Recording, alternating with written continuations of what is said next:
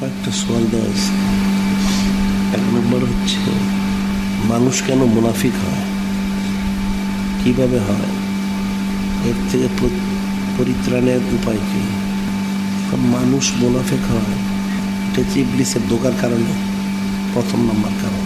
কিন্তু ইবলিস সে তো ওয়াদা করে এসেছে সে মানুষদেরকে বিভ্রান্ত করবে, নাউজুবিল্লাহ।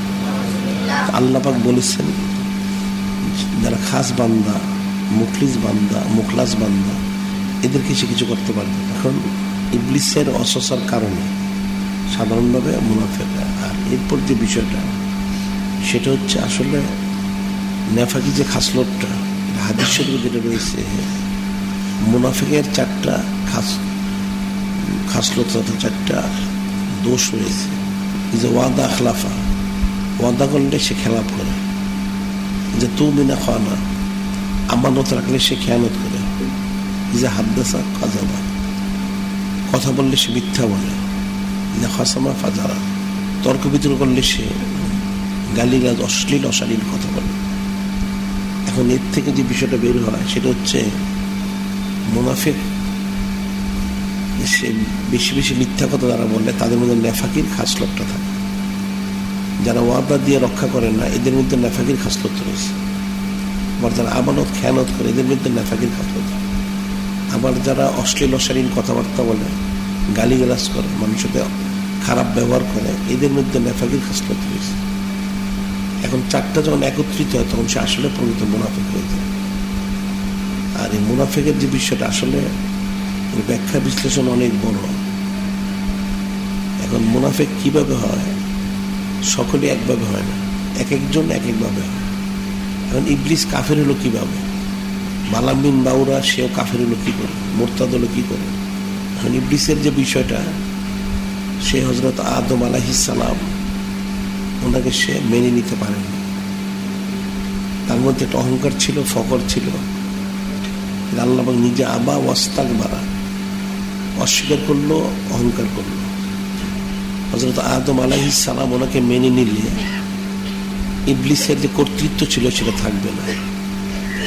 সে মুআল্লিম ছিল ফেরেশতা আলাইহিস সালাম ওনাদের, তার সেই পথটা থাকবে না। কাজে সেই পথটা তার চলে যাবে, সেজন্য সে অস্বীকার করে, পরে সে কুফরি করে। এখানে তার অহংকারটা কাজ করেছে, আর পদের লোভটা তার কাজ করেছে।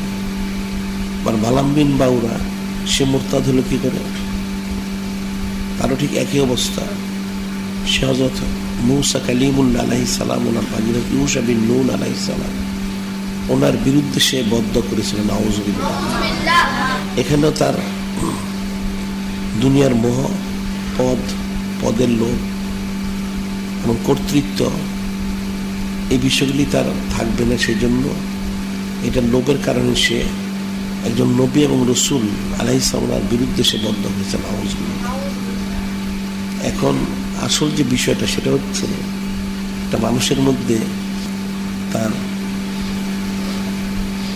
বরত্ব যে ভাবটা রয়েছে, অহংকারটা রয়েছে, সে অহংকারটা এবং তার লোভটা, অর্থাৎ কর্তৃত্ব, সে জিনিসটাকে বজায় রাখার জন্য সে নানান ছলচাতুরি করে থাকে। এবং সেই ছলচাতুরি করতে যে শেষ পর্যন্ত সে মুনাফিক হয়েছে। যেমন উবাই বিন সুলুল, সে মুনাফিক হলো কি করে?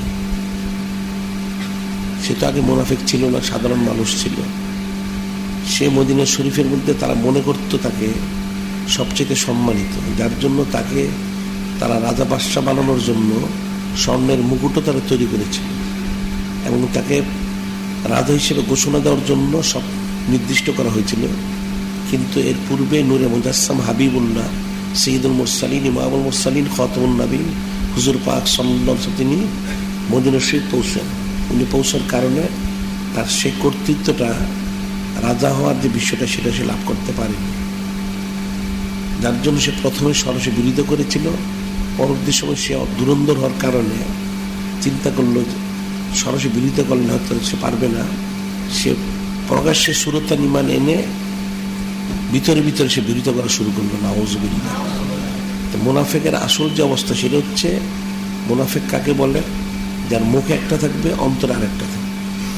জবান এবং অন্তর বিপরীত, সে হচ্ছে মুনাফিক।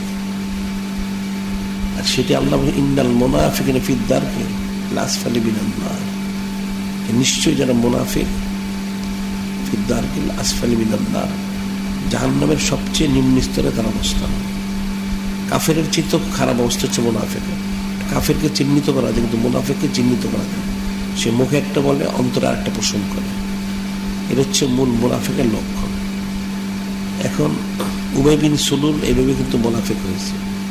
এখন সেই ধারাবাহিকতাই এখন যারা মুনাফিক হয়ে থাকে সেভাবেই হয়। এদের মুখে থাকে একটা, অন্তরে আরেকটা। আর এদের মধ্যে দেখা যাবে যারা মদ খাসলুদ্দি, তারা পাল্টাতে পারে না। এখন যদি জিকির আজকার ঠিক মতো করে, সহমত ইখতিয়ার করে,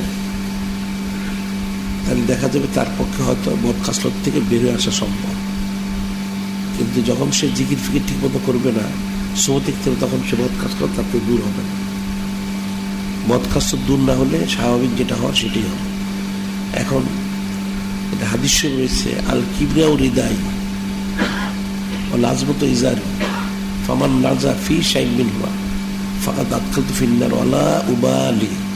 আল কিবরিয়া ও হৃদয়, আল্লাহ পাক বলতে চান হাদিসে কুদসি শরীফে, বরত্ব হচ্ছে আমার চাদর, ওয়াল আজমত ইজারি, মহত্ব হচ্ছে আমার লুঙ্গি। ফামান নাজা ফি শাইইন মিনহুমা, যে ব্যক্তি দুটার একটা নিয়ে টানাটানি করবে, অর্থাৎ বরত্ব দাবি করবে, মহত্ব দাবি করবে, আল্লাহ পাক ওনার যে সিফত সেটা সে দাবি করবে, সেটা কি হবে? আল্লাহ পাক বলেন ফাকাদ আদখালতু ফিন নার, আমি অবশ্যই তাকে জাহান্নামে প্রবেশ করাবো। এই বিষয়ে আমি কাউকে পরোয়া করি না। এটা কঠিন বিষয়। এখন আসলে মুনাফিক হয়ে থাকে সাধারণভাবে দুনিয়ার মোহে, গায়রুল্লাহ মোহে, নিজের বরত্ব, কর্তৃত্ব, আমিত্বটাকে বজায় রাখতে যেয়ে আসলে মুনাফিক হয়। ইবলিসও সে হয়েছে সেইভাবে, বালাম বিন বাউরা হয়েছে, উবাই বিন সুলুল ঠিক একইভাবে হয়েছে। এখানে নিজের বরত্ব, আমিত্ব, কর্তৃত্ব এবং দুনিয়ার মোহ তাকে মুনাফিক বানায়। সেই জন্য আমি অনেকবার বলেছি, এটা হাদিস এসেছে, হযরত মূসা কালিমুল্লাহ আলাইহিস সালাম, উনি আল্লাহ পাক ওনার কাছে জিজ্ঞাসা করেছেন যে আল্লাহ পাক আপনি বান্দার কোন জিনিসটা পছন্দ করেন? আল্লাহ পাক জবাব দিয়েছিলেন যে বান্দার বিনয়টা আমি পছন্দ করি। সুবহানাল্লাহ। সে যেহেতু আমার গোলাম, কাজে গোলামের গোলামি করাটাই শোভনীয়। গোলাম যদি মনিব হতে চায়, এটা কখনো শোভনীয় না।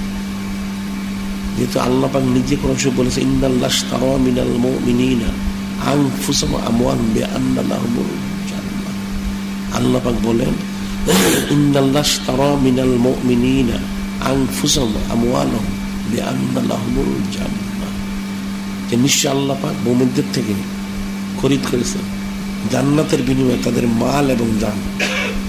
এখানে মুমিনরা বিক্রি হয়ে তার গোলাম হয়ে গেছে। এখানে তাদের সেই কর্তৃত্ব করার কোনো ক্ষমতা নেই, যা আদেশ করাবে সেটাই করতে হবে। তার ধারাবাহিকতায় আল্লাহ পাক ওনার কাছে সমস্ত বান্দা বান্দি জিনিস বিক্রি হয়ে গেছে। এখন সে বিক্রির বিষয়টা, সে গোলামের বিষয়টাকে হাকিভাবে ফুটিয়ে তোলার জন্য পরবর্তীতে আল্লাহ পাক যারা নবী এবং রসুল আলাইহিমুস সালাম ওনাদেরকে পাঠালেন, ওনাদের কাছে আবার এই বিক্রিটা আনুষ্ঠানিকভাবে সম্পাদন করতে হবে এবং করা হয়েছে। সমস্ত উম্মতরা নবী রসুল আলাইহিমুস সালাম যারা এসেছেন, ওনাদেরকে পেয়েছে, ওনাদের প্রত্যেকে বায়াত গ্রহণ করেছে। বায়াত গ্রহণ তো বিক্রি হওয়া, সে বিক্রিটা দৌড়ানো হয়েছে, নবায়ন করা হয়েছে। হয়ে আল্লাহ পাক ওনাকে তো সরাসরি পাওয়া যাচ্ছে না, ওনার যিনি নবী রসুল আলাইহিস সালাম ওনার কাছে বিক্রি হয়ে ওনার আদেশ নির্দেশ পালন করে ওনার গোলামি করে সে কামিল হাসিল করার কোশিশ করবে এবং করেছে। এবং তারই ধারাবাহিকতা পরবর্তী ছিল নবী রসুল